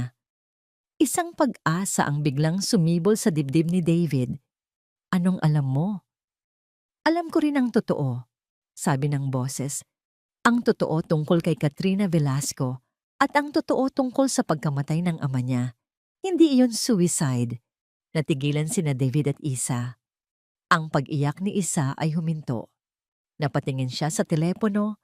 Ang kanyang mga mata ay nanlalaki. May mga bagay na hindi nabibili ng pera ng mga Divilla. Patuloy ng lalaki. At may mga taong hindi nakakalimot. Kung gusto niyong malaman ang katotohanan na siyang magpapabagsak sa kanila, makipagkita kayo sa akin. Nagbigay ang lalaki ng isang lugar at isang oras, isang abandonadong warehouse sa may pier, hating gabi. Pumunta kayong mag-isa at wag na wag kayong magsasama ng pulis, sabi ng lalaki, bago nito ibaba ang tawag. Naiwan sina Isa at David sa isang katahimikang mas mabigat pa kaysa dati. Ang tawag na iyon, isang patibong ba o isang himala? Isang daan palabas sa kadiliman o isang huling hakbang patungo sa kapahamakan? Ang katahimikan sa loob ng apartment ay halos pwedeng hiwain. Ang misteryosong tawag ay nag-iwan kina Isa at David ng isang mabigat na desisyon. Ang alok ng estranghero ay parang isang sinag ng liwanag sa gitna ng kadiliman. Ngunit ang liwanag na yon ay nagmumula sa isang lugar na mapanganib at hindi sigurado. It's a trap, Isa, agad na sabi ni David. Ang kanyang instincts bilang abogado ay sumisigaw ng panganib. This is too convenient. Paano kung tauhan ito ng mga Divilla? Isang paraan para tuluyan ka ng patahimikin. O paano kung totoo? Balik tanong ni Isa. Ang pag-iyak niya kanina ay napalitan na ng isang bagong kislap sa kanyang mga mata. Isang kislap ng desperadong pag-asa. Dave, narinig mo siya. Hindi iyon suicide. Paano kung may alam siya na pwedeng magbago ng lahat? Anong pagpipilian pa ba ang meron tayo? Wala. Iyon ang masakit na katotohanan. Nasa pader na sila. Wala na silang ibang daan, kundi ang suungin ng panganib na nasa kanilang harapan. Kung pupunta ka, sasama ako, mariing sabi ni David. Hindi kita hahayaang pumunta doon mag-isa. Hating gabi, ang hangin sa pier ay malamig at may dalang amoy ng alat at kalawang. Ang tanging liwanag ay nagmumula sa buwan at sa mga ilaw ng barko sa di kalayuan. Ang abandonadong warehouse ay parang isang dambuhalang kalansay sa gitna ng kadiliman. Magkahawak kamay na pumasok sina Isa at David sa loob ng warehouse. Ang lugar ay amoy alikabok at pagkabulok. Ang mga sinag ng buwan na tumatago sa mga butas sa bubong ang nagsisilbing ilaw nila. Sa gitna ng warehouse, isang figura ng lalaki ang nakatayo, nakatalikod sa kanila. Matangkad ito at balingkinitan, nakasuot ng isang simpleng jacket at baseball cap na nagtatago sa mukha nito. Dumating kayo, sabi ng lalaki. Ang boses ay ang parehong magaspang na boses na narinig nila sa telepono. Hindi ito lumingon. Sino ka? Tanong ni David. Inilagay si Isa sa likuran niya, handang protektahan ito. Ang pangalan ko ay Mang Jun, sabi ng lalaki. Isa akong dating katiwala sa pamilya Sandoval. Dahan-dahan itong humarap. Ang mukha nito ay kulubot na, tinandaan ng panahon at ng mga pasanin. Ang kanyang mga mata ay malungkot, ngunit may bahid ng katapatan. Kilala ko si Katrina mula pa noong bata siya. Mahal na mahal niya ang kanyang ama, si Don Ricardo. Panimula ni Mang Jun. Mabuting tao si Don Ricardo. Masyadong mabuti para sa mundo ng negosyo. Nagtiwala siya sa maling tao. Inilabas ni Mang Jun ang isang lumang, itim na diary mula sa kanyang jacket. Medyo kupas na ito at may mga punit sa gilid. Diary ito ni Don Ricardo, sabi niya. Ibinilin niya ito sa akin bago siya nagpakamatay. Sinabi niya, kung may mangyari sa kanya, itago ko raw ito at ibigay lang sa taong karapat-dapat pagkatiwalaan. Inabot niya ang diary kay Isa. Nanginginig ang mga kamay ni Isa habang tinatanggap ito.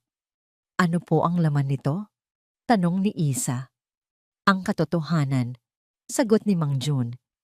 Nakasulat diyan kung paano siya nilinlang ni Damian de Villa. Pinapirma siya sa mga dokumentong akala niya ay para sa isang partnership, pero isa palang hostile takeover. Nakasulat din diyan ang mga pagbabanta na natanggap niya. At ang pinakaimportante sa lahat, huminto si Mang Jun at tiningnan sila ng diretso sa mata. Ang gabi bago siya namatay, may dalawang lalaking dumalaw sa kanya sa opisina. Ang mga gwardiya sa building ay pinauwi ng maaga. Ang CCTV biglang nasira. Nakita ko sila. Kilala ko ang isa sa kanila. Isa siyang kilalang fixer na laging ginagamit ng mga De Villa para sa kanilang mga maruruming trabaho. Isang malamig na kuryente ang gumapang sa buong katawan ni Isa. Are you saying that he was murdered? Tumango si Mang Jun. Walang duda. Pero pinalabas nilang suicide. Walang naglakas loob na mag-imbestiga. Masyadong makapangyarihan ang mga De Villa. Itinago ko ang diary na to sa loob ng 15 taon, naghihintay ng tamang panahon.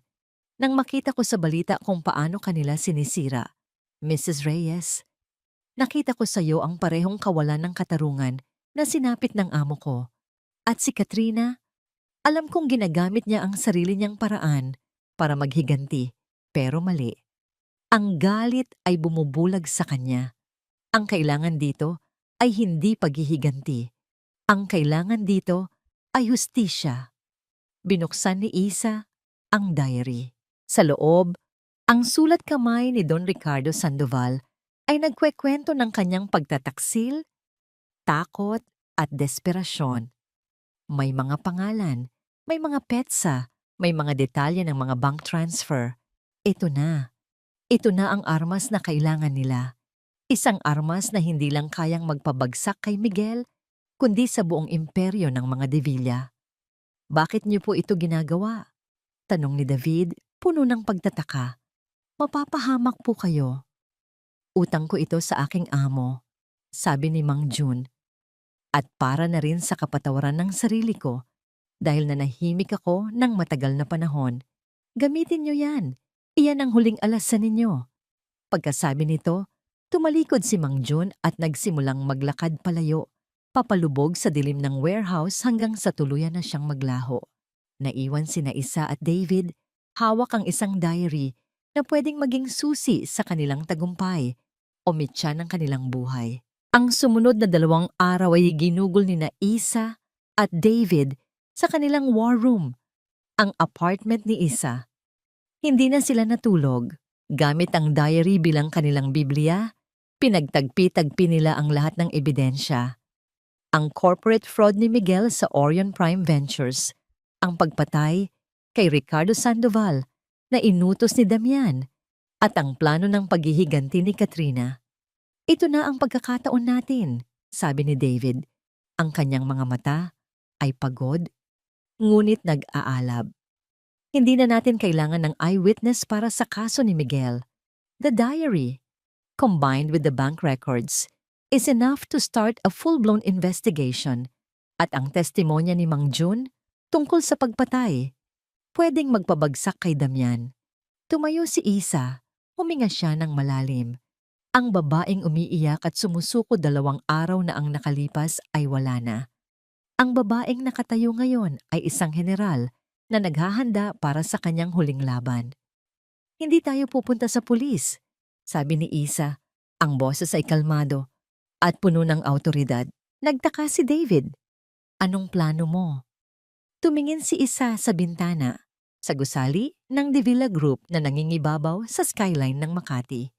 Sila ang nagsimula ng dumi sa publiko, sabi niya. Tatapusin natin ito sa harap ng kanilang kaharian. Haharapin natin sila hindi sa korte ng batas, kundi sa korte ng kanilang mga kasosyo, sa loob mismo ng kanilang boardroom. Kinuha niya ang kanyang telepono at tinawagan ang sekretarya ng De Villa Group. This is Isabel Reyes de Villa, sabi niya. Ang kanyang boss ay nagbabalik na sa dati niyang kumpiyansa. I would like to request an emergency meeting with the board of directors. I have some urgent matters to discuss regarding the company's integrity and the fitness of its current leadership. Yes, I'll hold. Pagkatapos ng ilang sandali, ibinaba niya ang telepono at tumingin kay David. The meeting is set. Tomorrow, 10 am. Ito na ang kanilang huling sugal. Isang todo o nada na pag-atake sa puso mismo ng imperyo ng kaaway.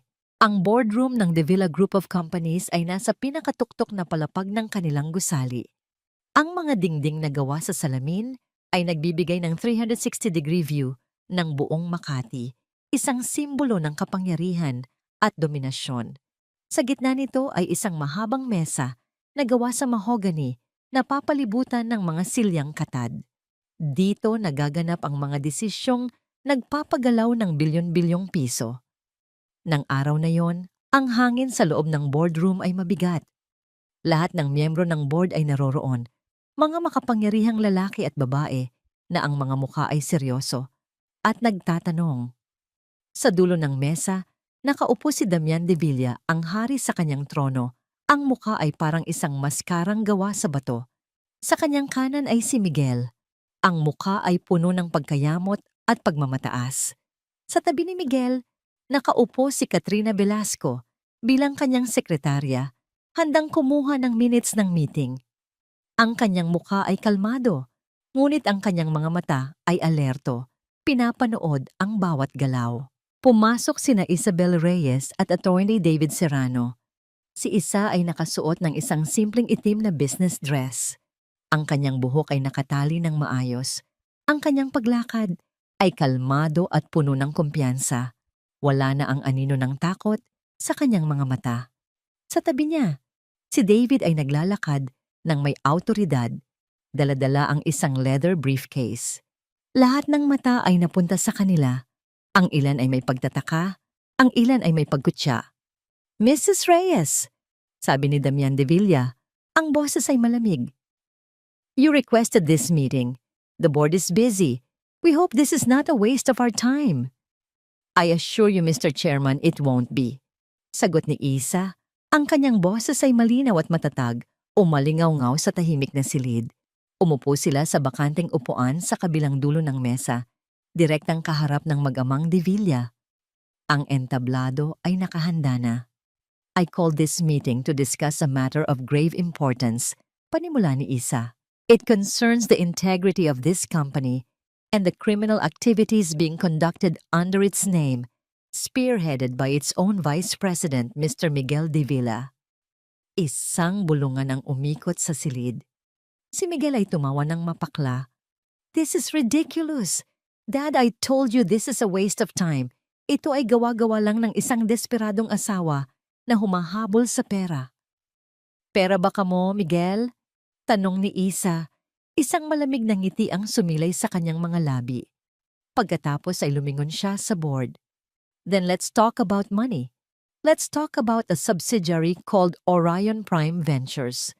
Ang pangalan ay nagdulot ng pagkunot-noo sa ilang miyembro. Si Miguel ay bahagyang natigilan. Si David ay tumayo at binuksan ang kanyang briefcase. Inilabas niya ang mga dokumento at ipinamahagi sa bawat miyembro ng board. Nasa harapan ninyo, sabi ni David, ang mga financial records ng Orion Prime Ventures, isang shell corporation na ginagamit ni Mr. Anpamome Miguel de Villa para maglabas ng milyon-milyong piso mula sa kaba ng De Villa Group sa pamamagitan ng mga peking investment at acquisition deals. Itinuro ni David ang mga naka-highlight na numero. Bawat transaksyon ay may pirma ni Mr. De Villa at ang pera ay napupunta sa mga offshore accounts na hindi konektado sa kumpanya. This is absurd! These documents could be fake! Sigaw ni Miguel tumatayo. Are they? Tanong ni Isa. Then perhaps you can explain this. Ipinakita ni David sa malaking screen sa harap ang isang kopya ng bank statement mula sa Cayman Islands. Ang bank statement na ipinadala ng itim na paru-paro. Nakasaad doon ang isang malaking transfer mula sa Orion Prime Ventures patungo sa isang personal account. At kaninong account ito napunta? Tanong ni Aiza, ang kanyang mga mata ay diretsong nakatitig. Kay Katrina.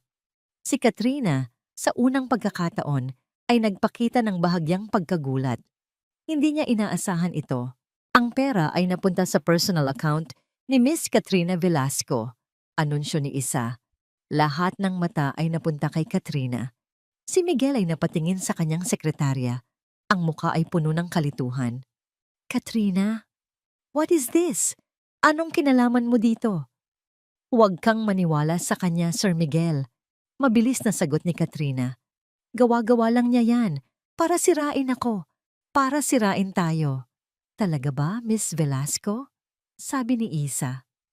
O dapat ba kitang tawaging Miss Katrina Sandoval? Kung ang revelasyon kanina ay isang bomba, ang mga salitang ito ay isang lindol. Ang mukha ni Damian de Villa ay biglang namutla. Ang pangalang Sandoval ay isang multo mula sa nakaraan na akala niya ay matagal nang nakalibing. Si Katrina ay napanganga. Ang kanyang pagkukunwari ay tuluyan ng gumuho. Anak ka ni Ricardo Sandoval, patuloy ni Isa. Ang lalaking nilinlang at pinabagsak ng De Villa Group, 15 taon na ang nakakaraan. Shut her up! Sigaw ni Damian. Tumatayo na rin. This is slander! Security! It's too late, Damian! Sabi ni Isa, tinawag ang chairman sa kanyang unang pangalan. Inilabas niya ang diary ni Ricardo Sandoval at ipinatong sa mesa. Ang katotohanan ay narito. Nakasulat sa sariling kamay ng taong ipinapatay mo. Lies! All lies! Ngunit ang mga miyembro ng board ay hindi na nakikinig sa kanya. Binabasa nila ang mga dokumento. Nakikita nila ang katotohanan. Sa gitna ng kaguluhan, tumayo si Katrina. Ngunit sa halip na matakot, isang nakakakilabot na tawa ang kumawala sa kanyang bibig. Ha! Ha ha ha ha! Tawa niya, isang tawang puno ng galit at sakit. Yes, it's true. Anak ako ni Ricardo Sandoval. At oo, niloloko ko kayong lahat. Tumingin siya kay Miguel na parang isang basahan. At ikaw, Miguel, isa kang tanga. Isang mayabang na tanga na madaling paikutin. Akala mo mahal kita. Ginagamit lang kita. Bawat pirma mo sa mga dokumentong yon ay isang hakbang para bawiin ang lahat ng kinuha ninyo sa amin. Pagkatapos ay tumingin siya kay Damian, ang mga matay nag-aapoy. At ikaw, pinatay mo ang tatay ko. Akala mo makakalimutan ko yon. Sinira ninyo ang pamilya ko, kaya sisirain ko rin kayo. Inilabas niya ang isang USB flash drive at isinaksak sa sistema ng projector. Sa screen, lumabas ang mga ebidensya ng kanyang sariling mga transaksyon, mga bank records na nagpapakita kung paano niya inilipat ang lahat ng pera mula sa Orion Prime Ventures patungo sa kanyang mga accounts. It's all gone, sabi niya. Ang boses ay puno ng tagumpay. Ang pera ni Miguel, ang pera ng Orion, wala na, inubos ko na. At ngayon, lahat kayo ay babagsak. Si Miguel ay napasandal sa kanyang upuan, hindi makapaniwala. Naging isang kasangkapan lang siya sa paghihiganti ni Katrina. Isang tangang sunod-sunuran. Sa gitna ng kaguluhan, tumayo si Damian de Villa. Ang kanyang muka ay kalmado na ulit. Isang nakakatakot na kalma. Tiningnan niya ang mga miyembro ng board. "This company has been a victim of a sophisticated fraud." Sabi niya, ang boses ay puno ng awtoridad. Isang fraud na isinagawa ng isang mapaghiganting empleyado at ng aking sariling anak na naging pabaya at nagpadala sa tukso. Napatingin si Miguel sa kanyang ama. Ang mga matay ng lalaki sa takot. Alam na niya ang susunod na mangyayari. Para protektahan ang integridad ng De Villa Group, patuloy ni Damian, ako bilang chairman ay nagre-rekomenda na tanggalin si Mr. Miguel de Villa sa lahat ng kanyang posisyon sa kumpanya at ipinapangako ko na makikipagtulungan kami sa mga awtoridad para sa isang buong imbestigasyon laban sa kanya. At kay Miss Velasco, isang sakripisyo, isang paraan para iligtas ang kanyang sarili at ang kanyang imperyo. Handa niyang isakripisyo ang sarili niyang anak. "Dad, no," bulong ni Miguel. Ang kanyang mundo ay tuluyan ng gumuho. Ang mga miyembro ng board, para iligtas ang kanilang mga sarili, ay mabilis na nag-second demotion. Tapos na ang laban. Si Isa ay tahimik na nanood. Nakita niya ang pagbagsak ng lalaking sumira sa kanya. Ngunit wala siyang naramdamang saya. Tanging isang pakiramdam ng kaluwagan at awa. Bago pa man matapos ang meeting, bumukas ang pinto at pumasok ang mga awtoridad kasama si Mang Jun. Ang huling alas ay inilabas na. Ang 4 na sulok ng interrogation room ay tila mas maliit kaysa sa dati niyang walk-in closet. Ang malamig na bakal ng posas sa kanyang mga pulso ay isang bagay na sa mga pelikula lang niya nakikita. Ngayon, ito na ang kanyang realidad. Si Macy Miguel de Villa, ang prinsipe ng Makati, ang tagapagmana ng isang imperyo, ay isa na ngayong suspek, isang kriminal. Ilang oras na siyang nakaupo doon, ngunit pakiramdam niya ay isang buong buhay na ang lumipas.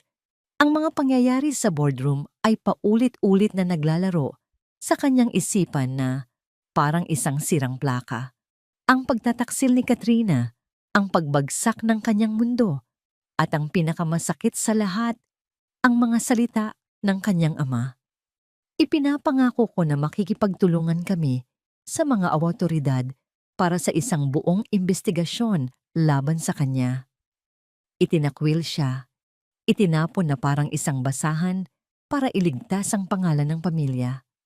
Sa isang iglap, nawala sa kanya ang lahat. Ang kanyang posisyon, ang kanyang pera, ang kanyang kapangyarihan, at ang respeto ng sarili niyang ama. Bumukas ang pinto. Isang pulis ang pumasok.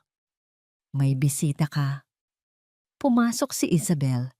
Hindi na siya si Mrs. De Villa. Hindi na rin siya ang babaeng umiiyak na nakita niya sa isip niya.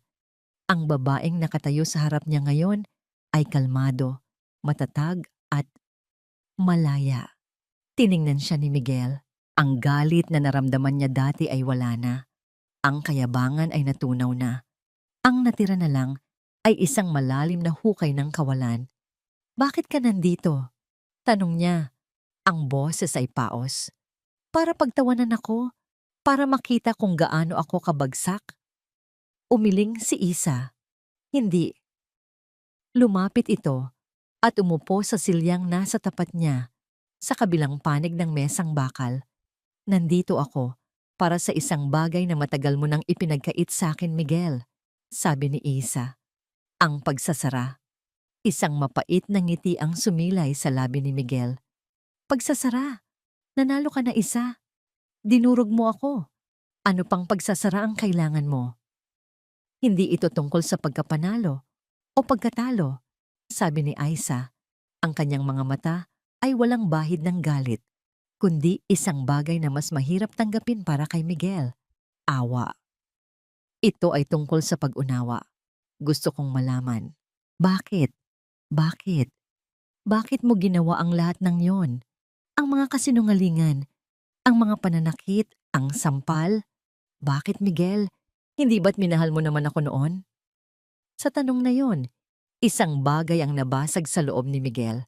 Ang huling pader na nagpoprotekta sa kanyang ego ay gumuho. Tumingin siya sa kanyang mga kamay na nakaposas. Naalala niya noong una niyang makilala si Isa.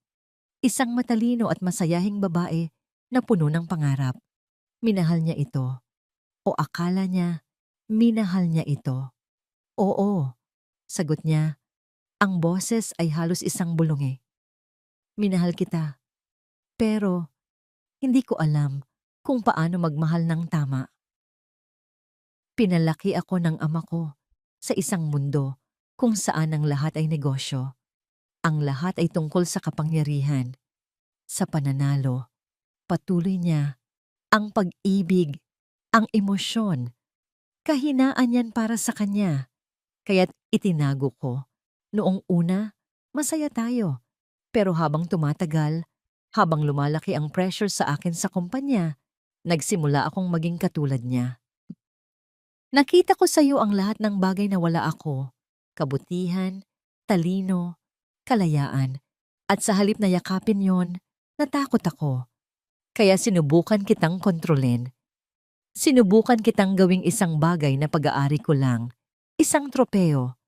Dahil yun lang ang alam kong paraan para hindi ka mawala.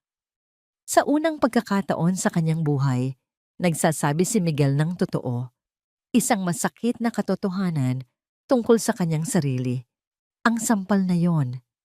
Napalunok siya. Walang araw na hindi ko pinagsisihan yon. Sa sandaling dumapo ang kamay ko sa mukha mo, alam kong tapos na. Sinira ko ang nag-iisang totoong bagay na meron ako. Tumingin siya kay Isa. Ang kanyang mga mata ay nagsimulang mamasa. Ang mga luha ng isang talunang hari. Patawarin mo ako, Isa. Alam kong huli na. Alam kong wala ng halaga. Pero, patawad. Tinitigan siya ni Isa ng matagal. Ang lalaking nasa harap niya ay hindi na ang halimaw na kinatakutan niya. Isa na lang siyang taong naligaw. Isang taong nawasak ng sarili niyang kayabangan at ng isang kulturang walang puwang para sa puso. Ang pagpapatawad, Miguel, ay isang mahabang proseso, mahinang sabi ni Isa. Mapapatawad kita, balang araw, para sa sarili kong kapayapaan. Pero ang taong pinakakailangan mong hingan ng tawad ay ang sarili mo. Tumayo na si Isa. Sana, habang nandito ka, matutunan mong patawarin ang sarili mo. At sana maging simula ito ng iyong pagbabago. Pagkasabi nito, tumalikod na siya at nagsimulang maglakad palayo.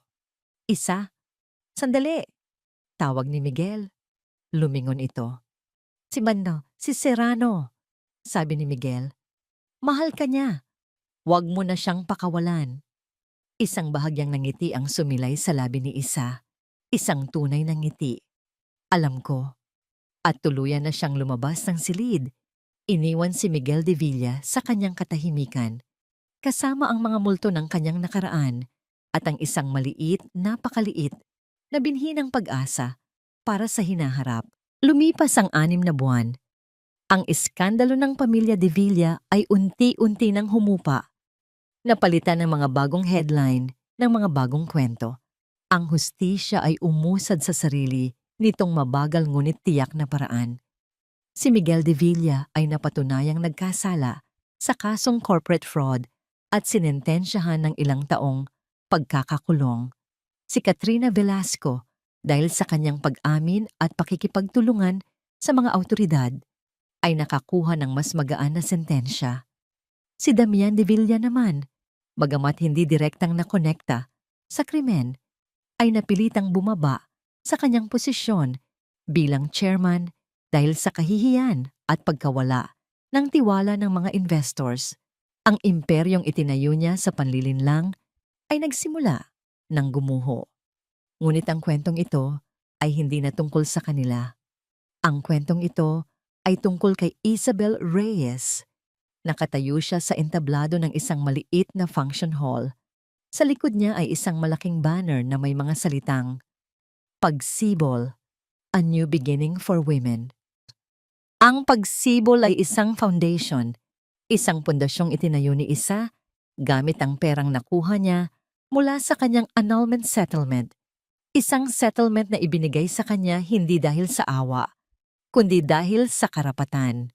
Ang pundasyon ay naglalayong tulungan ang mga kababaihang biktima ng domestic abuse, bigyan sila ng legal na tulong, psychological counseling, at tirahan. Ang babaeng nakatayo sa entablado ngayon ay malayong malayo na sa babaeng nakilala natin sa simula ng kwento. Ang kanyang mga mata ay nagniningning, hindi dahil sa kinang ng mga chandelier, kundi dahil sa liwanag ng isang layunin. Ang bawat pagtatapos ay isang pagkakataon para sa isang bagong simula. Sabi ni Isa sa mikropono, ang kanyang boses ay puno ng init at sinseridad. Marami sa atin ang nakaranas ng kadiliman. Marami sa atin ang naramdamang wala ng pag-asa. Ngunit ang karanasan ko ang nagturo sa akin na ang pinakamalakas na binhi ay tumutubo mula sa pinakamatigas na lupa. Ang pagsibol ay hindi lang isang pundasyon, isa itong komunidad, isang patunay na hindi tayo nag-iisa. Sa audience, tahimik na nanonood si David Serrano, hindi na bilang abogado, kundi bilang isang kaibigan. Isang taong hindi kailanman umalis sa tabi niya. Ang kasong isinampa laban sa kanya ay matagal nang na-dismiss dahil sa kawalan ng ebidensya. Ngayon, ang kanyang nangiti ay puno ng paghanga at orgulyo para sa babaeng nasa entablado. Pagkatapos ng kanyang talumpati, nilapitan siya ng mga taong gusto siyang batiin. Mga babaeng may hawak na sanggol, mga abogadong nag-volunteer ng kanilang serbisyo, mga simpleng taong naantig sa kanyang kwento. Habang abala siya, may isang delivery man na lumapit at nag-abot sa kanya ng isang maliit na package. Para po kay Ma'am Isabel Reyes. Nagtataka, kinuha niya ito at binuksan. Sa loob, isang pamilyar na bagay ang nakabalot sa tissue paper, isang luma niyang kwaderno mula pa noong college. Ang kwaderno kung saan niya isinulat ang lahat ng kanyang mga pangarap. Ang maging isang matagumpay na financial analyst, ang maglakbay sa buong mundo, ang magtayo ng sarili niyang maliit na coffee shop. Sa ibabaw ng kwaderno, may isang maliit na note. Huwag mo nang kalimutan ulit kung sino ka talaga. See you where we used to dream. Isang ngiti ang sumilay sa labi ni Isa. Alam na niya kung saan iyon. Ang lugar ay isang maliit na parke sa loob ng kanilang dating unibersidad. Isang tahimik na lugar na may malaking puno ng akasya sa gitna. Dito sila madalas tumambay noon ni David, nag-aaral, nangangarap. Nakaupo si David sa isang bench sa ilalim ng puno, nakatingin sa malayo. Lumapit si Isa at umupo sa tabi niya. Dala-dala ang kwaderno. I can't believe tinago mo pa to, sabi ni Isa, habang binubuklat ang mga pahina. Of course, sagot ni David. That notebook is a reminder of the brilliant woman I always knew you were. Katahimikan. Isang komportableng katahimikan. Nabasa ko sa balita, sabi ni Isa, na si Miguel nagsimula raw magturo ng basic finance sa mga kapwa niya bilanggo. Tumango si Dave. People can change, I guess. Or at least, they can try. Tumingin si Isa sa palubog na araw. Ang kulay kahel na liwanag ay nagbibigay ng isang mainit na sinag sa kanilang mga mukha. Natatakot ako, Dave, pag-amin niya. Saan? Dito, sabi niya. Itinuro ang kanyang puso. Sa bagong simula, paano kung masaktan lang ulit ako? Tumingin sa kanya si David. Ang kanyang mga mata ay puno ng pag-unawa at pagmamahal na hindi na niya kailangang itago. Ang mga sugat, Isa, nagiging peklat. Hindi sila nawawala. Pero sila ang nagpapaalala sa atin kung gaano tayo katatag. Sabi niya, hindi ko maipapangakong hindi ka na ulit masasaktan. Ganon ang buhay. Pero maipapangako ko ito. Hinawakan niya ang kamay ni Isa. Hindi ka na mag-iisa. Tumingin si Isa sa mga mata ni David at doon nakita niya ang kanyang tahanan. Isang tahanang hindi gawa sa bato, kundi sa tiwala, respeto at isang pag-ibig na tahimik na naghintay. Handa ka na ba para sa susunod na kabanata? Tanong ni David. Ang ngiti ay nasa kanyang mga mata.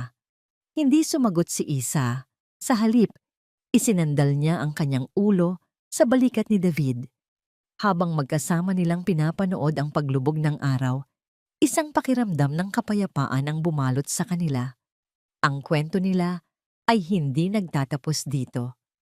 Ito ay nagsisimula pa lamang. Sa pagtatapos ng ang sampal na gumising sa lahat, hindi lang hustisya ang muling nakuha ni Isabel Reyes, kundi ang sarili niyang pagkatao.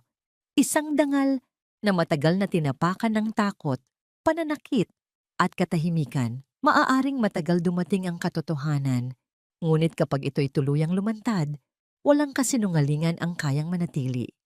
Ang mga gumawa ng kasamaan ay hindi makatatakas magpakailanman, at ang mga nagtiis ng tahimik ay may araw ring tatayo ng buong tapang. Ang kwento ni Isabel ay paalala na ang lakas ng isang babae ay hindi nasusukat sa yaman o apelyido ng kanyang asawa, kundi sa kakayahan niyang pumili ng sarili at ipaglaban ang tama. Sa pagtatatag niya ng isang pundasyon para sa mga biktima ng pang-aabuso, ang kanyang sugat ay naging pag-asa para sa iba. Sa nakikinig ngayon, kamusta ka? May mga laban ka rin bang tahimik na dinadala? Ano ang masasabi mo sa desisyon ni Isabel? Tama ba ang kanyang ginawa? Ibahagi mo ang iyong saloobin, dahil ang kwentong ito ay hindi lang sa kanya. Maaaring ito rin ay tungkol sa iyo.